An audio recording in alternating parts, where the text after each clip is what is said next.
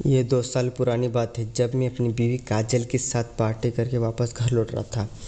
रात के वही कुछ 11:30 बज रहे थे कि अचानक जंगल वाले रास्ते पर हमारी कार खराब हो गई।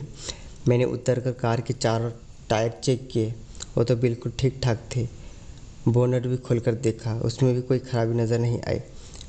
हम समझ नहीं पा रहे थे कि आखिर हमारी कार में क्या खराबी आई है। मैं कार के अंदर आकर बैठ गया और उसे स्टार्ट करने लगा। तभी अचानक बाहर से किसी ने हमारी कार का शीशा खटखटाया। मैंने शीशा नीचे किया तो देखा कि एक बूढ़ा सफ़ेद कपड़े पहने, हाथ में डंडा लिए हमसे कह रहा था, आपको किसी की मदद की ज़रूरत है? मैंने पूछा, आपकी तारीफ़? उसने बताया कि मैं इसी इलाके में रहता हूँ। आप लोगों की कार ख़राब देखी तो मुझे लगा शायद आपको लोगों को किसी परेशानी में है, इसलिए मैं आपके पास चला आया। मैंने कहा, हाँ शायद मेरी कार कुछ ख़राब हो गई है, इसलिए स्टार्ट नहीं हो रही है। उसने कहा, अगर आप चाहे तो आज रात हमारे घर में गुजार सकते हैं, मेरा घर पास ही में है। मैंने काजल की तरफ देखा तो उसने भी कह दिया, हाँ ठीक है, रात भर इस जंगल में पड़े रहने से अच्छा है कि हम किसी के घर में रात गुजारें। हम दोनों उस बूढ़े आदमी के साथ उसके घर की तरफ चल दिए।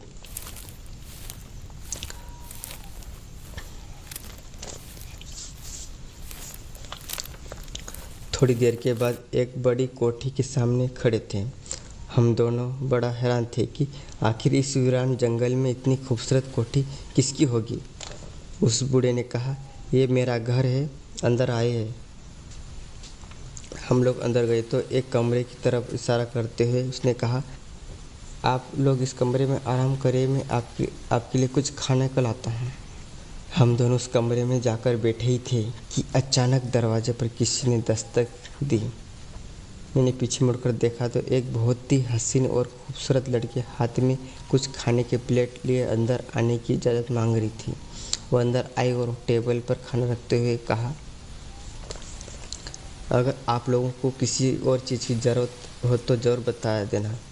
मैंने उस लड़की से पूछा, आप उस बूढ़े दादा की बेटी है क्या? उसने मुस्कुराते हुए कहा, अरे नहीं नहीं, मैं उनकी बीवी हूँ। यह सुनकर हमारे तो होश उड़ गई, क्योंकि हम समझ रहे थे कि उसी की तरह कोई 60-65 साल की एक बुढ़िया होगी, लेकिन यह तो एक 25 साल की बहुत ही हसीन लड़की थी। हमने उसका नाम पूछा तो उसने बताया कि मेरा नाम अलीना है। खाना रखकर वो वापस चली गई। हम दोनों खाना खाने लगे। तभी अचानक काजल ने सालन से अपना हाथ रोकते हुए कहा, सुनील, ये खाना मत खाओ, मुझे सालन में किसी इंसान की कटी हुई उंगली नजर आई है। यह सुनकर मैं हैरान हुआ और हाथ बढ़ाकर चम्मच से सालन चेक किया, लेकिन वह तो बिल्कुल ठीक ठाक था। मैंने कहा, काजल, शायद तुम इस वीरान इलाके से कुछ डर रही हो, इसी वजह से तुम्हें ऐसा लग रहा है। पर परेशान न होइए, ये खाना बिल्कुल ठीक है, ये तुम्हारा भ्रम होगा। काजल ने कहा, सुनील, मैं सच कर रही हूँ, मुझे इसमें इंसानी कटी हुई उंगली नज़र आई थी। मैंने काजल को दूध का गिलास देते हुए कहा, अगर तुम खाना नहीं चाहती तो फिर ये दूध पी लो, कुछ ताकत आ जाएगी। उसने वो दूध मुंह में लगा लिया। अभी उसने 1-2 घूंट पिए होंगे कि अचानक दूध का गिलास ज़मीन पर फेंकते हुए कहने लगी, यह दूध नहीं बल्कि यह खून है। मैंने कहा, काजल, लगता है तुम्हारी तबीयत कुछ ख़राब है, इसलिए तुम लेट जाओ। मैं उसे बिस्तर पर लेटा रहा था, लेकिन वो बराबर कह जा रही थी कि सुनील, वो दूध नहीं, ये खून था, मैं सच कर रही हूँ। थोड़ी देर के बाद अलीना कमरे के अंदर आई और चाय के 2 कप टेबल पर रखते हुए कहा कि आप लोग चाय पी लीजिए। मैंने उससे पूछा, तुम्हारे पति कहाँ है? उसने जवाब दिया, वो 4थी मंजिल पर एक कमरे में बैठे अपना एक ज़रूरी काम कर रहे हैं। अब वो सुबह ही आपसे मिल सकेंगे। इतना बताकर अलीना कमरे से बाहर निकल गई। काजल बिस्तर पर लेटी सो रही थी। मैं बैठा चाय पी रहा था। अचानक काजल चीखते हुए उठ बैठी और कहने लगी, मुझे मत मारो, मुझे मत मारो। मैं काजल को झिंझोड़ रहा था, लेकिन वो शायद होश में नहीं। जब उसे कुछ होश आया तो मैंने पूछा, क्या हुआ था काजल, इतनी डरी क्यों हो? उसने जवाब दिया कि अभी यहाँ कोई सफ़ेद चादर ओढ़े बूढ़ा आदमी आया था। उसने हाथ में एक नुकीला चाकू था। वो कह रहा था कि आज रात में तुम्हारा खून पीऊँगा। सुनील, मुझे बहुत डर लग रहा है, हमारे साथ कुछ बुरा न होने वाला है। मैंने कहा, काजल, शायद तुम्हारी तबीयत कुछ ख़राब है, इसलिए तुम्हें ऐसा डरावने डरावने ख्वाब आ रहे हैं। मैंने काजल का सर अपने सीने पर रख लिया और उसके बालों में हाथ फेरते हुए कहा, तुम सो जाओ, मैं जाग रहा हूँ, तुम्हें कुछ नहीं होगा। काजल सो चुकी थी। तभी मुझे खिड़की के बाहर कोई खड़ा नजर आया। मैं उठकर खिड़की के पास गया तो अलीना थी और मुझे इशारे से बाहर बुला रही थी। मैंने उससे पूछा कि क्या हुआ, तो उसने जवाब दिया, बस बाहर आ जाओ, मुझे तुमसे कुछ बात करनी है। मैंने उससे कहा, तुम एक लड़की हो, मैं ऐसे बाहर नहीं आ सकता। अगर काजल ने देख लिया तो वो मुझ पर बेकायदा शक करेगी। उसने कहा, बेवकूफ़ी मत करो, मुझे बहुत ज़रूरी बात करनी है। मैं किसी गलत इरादे से तुमको नहीं बुला रही हूँ। तुम्हारे काजल की ज़िंदगी खतरे में है। यह बात सुनकर मैंने कमरे का दरवाज़ा खोला और उसके पास जाते हुए कहा, बताओ क्या कर रही थी तुम? उसने कहा, सुनील, मेरे साथ मेरे कमरे में चलो। मुझे गलत मत समझना, तुम दोनों बहुत बड़ी मुसीबत में फंस चुकी हो। वो बूढ़ा आदमी जो तुम्हें मिला था वो कोई आम आदमी नहीं बल्कि एक बहुत बड़ा जादूगर है। तुम्हारी गाड़ी खराब की थी। तुम मेरे साथ मेरे कमरे में चलो, तुम्हें कुछ बताना चाहती हूँ। अगर तुमने मेरी बात ना मानी तो शायद सुबह तक वो जादूगर तुम्हारी काजल को मार डालेगा। ये सुनकर मैं तो बहुत ज़्यादा घबरा गया, क्योंकि मैं अपनी काजल से बहुत मोहब्बत करता था। मैं अलीना के साथ दूसरी मंजिल पर बने उसके कमरे में चला गया। कमरे का दरवाज़ा बंद करते हुए अलीना ने मुझसे कहा, सुनील, अब मैं जो तुमको बताने जा रही हूँ उससे बहुत गौर से सुनना, क्योंकि ये तुम्हारी और काजल की ज़िंदगी का सवाल है। मैं एक जिन लड़की हूँ। उस बूढ़े जादूगर ने मुझे यहाँ कैद कर रखा है। वो जादूगर चौथी मंजिल पर बैठा बहुत खतरनाक जादू कर रहा है। उससे वो रात 3 बजे के वक्त किसी नौजवान खूबसूरत लड़की का खून पिएगा और इस काम के लिए उसने तुम्हारी काजल का चुना है और उस पर जादू कर दिया है। तुम समझ रहे हो कि काजल सो रही है, लेकिन वो उस जादूगर के जादू की वजह से बेहोश पड़ी है। अभी 3 बजने के वक्त तुम्हारे काजल का खुद में खुद अपने बिस्तर से उठकर चौथी मंजिल पर उस जादूगर की एक चाकू से तुम्हारे काजल की गर्दन काटेगा। फिर उसकी गर्दन से निकलने वाला खून पीकर अपने जादू में कामयाब होगा।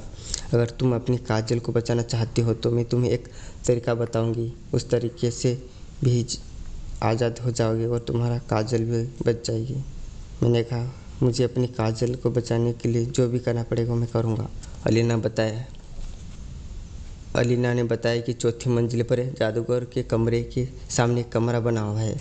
तुमको उस कमरे के सामने एक कमरा बना हुआ है, तुमको उस कमरे में जाना है। वहाँ एक बड़े पत्थर पर एक इंसानी खोपड़ी रखी हुई है। उस जादूगर का सारा जादू उसी खोपड़ी में है। तुमको 30 सेकंड के अंदर उस खोपड़ी की ज़मीन पर पटक कर तोड़ देना है।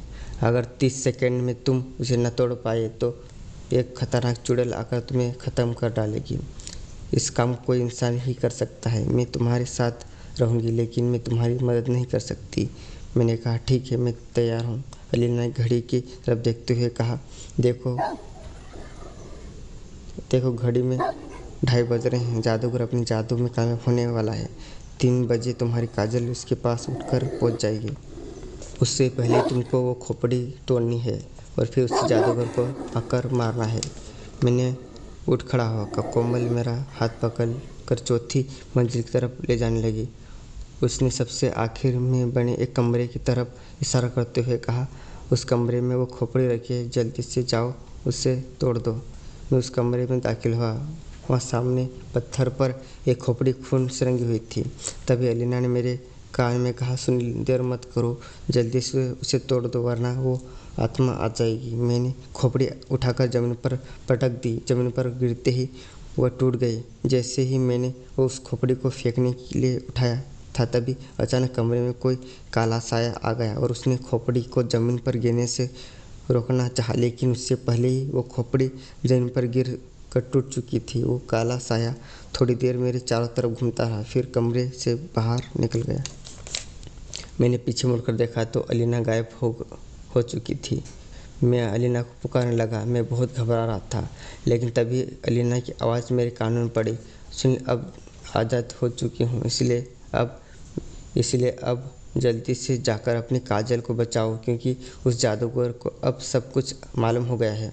इसलिए उसने मंत्र पढ़ने तेज करते हैं, लेकिन अब तक वो अपना जादू का जाप कर रहा है। तब तक वो तुम्हें कोई नुकसान नहीं पहुंचा सकता। तुम जल्दी से उस जादूगर के कमरे में जाओ और उसके सामने जलती हुई मोमबत्ती बुझा दो। देर मत करो। सुनील, 3 बजने में सिर्फ 10 मिनट बचे हैं। तुम्हारे पास सिर्फ 10 मिनट का वक्त है, वरना वो जादूगर तुम्हारी कोमल को मार डालेगा। मैं तेज़ी से उस जादूगर के कमरे की तरफ भागा। कमरा अंदर से बंद था। मैं उससे खोलने की कोशिश कर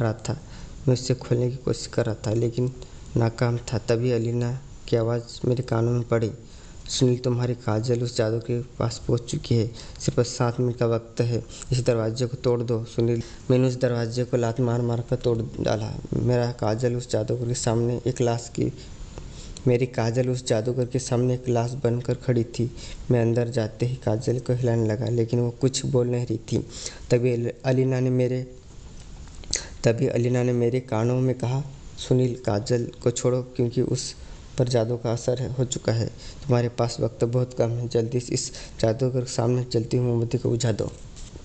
मैं आगे बढ़ा और तेज फूंक मारकर उस मोमबत्ती को बुझाने लगा।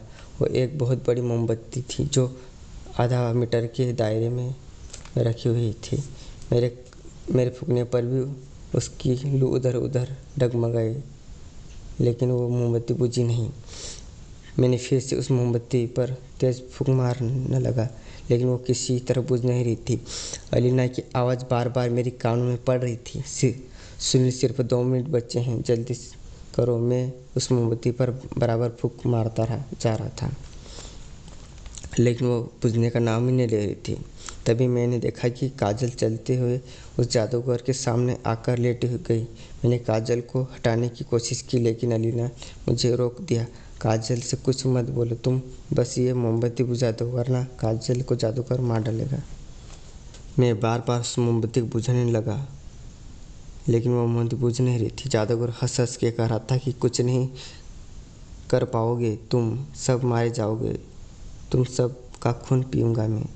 मेरे माथे से पसीना बहने लगा। मैं बहुत थक चुका था, लेकिन तभी उस जादूगर ने एक चाकू अपने पैरों के नीचे से निकाला और हंसता हुआ काजल के सीने पर रख दिया। वो चाकू को धीरे धीरे काजल की गर्दन की तरफ बढ़ा रहा था। अलीना चिक चिक कर कह रही थी कि सुनील, जल्दी से मोमबत्ती बुझा दो, वरना हम सब मारे जाएंगे। मेरी आंखों से आंसू बहने लगे थे। मैंने ईश्वर को याद करके आंखें बंद कर दी और पूरी ताकत से उस मोमबत्ती पर फूंक मारी। एकदम पूरे कमरे में अंधेरा छा गया और मोमबत्ती बुझ चुकी थी। अचानक उस मोमबत्ती से निकलने वाला धुआं एक अजीब शक्ल में बदलता चला गया और फिर वो धुआं एक साया बनकर जादूगर के चारों तरफ नाचने लगा। अगले ही पल अलीना ने उस जादूगर की गर्दन पीछे से पकड़ ली और मुझसे कहने लगी, सुनील, जल्दी से ये चाकू उठाओ और जादूगर की गर्दन पर मार दो। मैंने लपक कर चाकू उठाया और उस जादूगर की गर्दन पर फेर दिया और फिर कमरे में थोड़ी देर के लिए सन्नाटा फैल गया। काजल को होश आने लगा। उसने जब होश कमरे की हालत देखी तो घबरा गई। मुझसे कहने लगी, सुनील, हम लोग कहाँ यहाँ कैसे आए और ये लाश किसकी पड़ी है। मैंने उठकर काजल को अपनी बाहों में भर लिया। तभी फिर से मेरे कानों में अलीना की आवाज़ पड़ी, सुनील, यहाँ से बाहर निकलो, क्योंकि यह कोठी अब गायब होने वाली है, और अगर ये कोठी गायब हो गई तो तुम दोनों 4थी मंजिल से सीधे नीचे ज़मीन पर आकर गिरोगे। मैंने काजल को लेकर सीढ़ियों की तरफ भागा। अभी हम सबसे नीचे वाली मंजिल की सीढ़ियों तक पहुँचे ही थे कि तभी अचानक कोठी गायब हो गई और हम दोनों नीचे ज़मीन पर आकर गिर गए। मैंने काजल को उठाया और पूछने लगा, तुम्हें चोट तो नहीं लगी? उसने कहा, नहीं नहीं, मैं ठीक हूँ। उस जादूगर की लाश हमारे सामने पड़ी थी। अलीना फिर से उस खूबसूरत लड़की की शक्ल में हमारे सामने आई और दूर खड़े हमारे तरफ देखकर मुस्कुरा रही थी। अगले ही पल वो चलते हुए हमारे पास आई और कहने लगी, मैं उस जादूगर के पास पिछले 20 साल से कैद हुई थी। तुम्हारे मुझ पर बहुत बड़ा एहसान है। तुमने मुझे आज़ाद कर दिया। अब मैं अपने परिवार वालों से मिल सकती हूँ। आज से बीते 2 साल गुजर गए हैं। अलीना आज भी कभी कभी हमसे मिलने आती रहती है और काजल के साथ बैठकर खूब सारी बात करती रहती है। अगर आपको हमारी हॉरर स्टोरी पसंद आए तो चैनल को सब्सक्राइब जरूर कीजिए। धन्यवाद।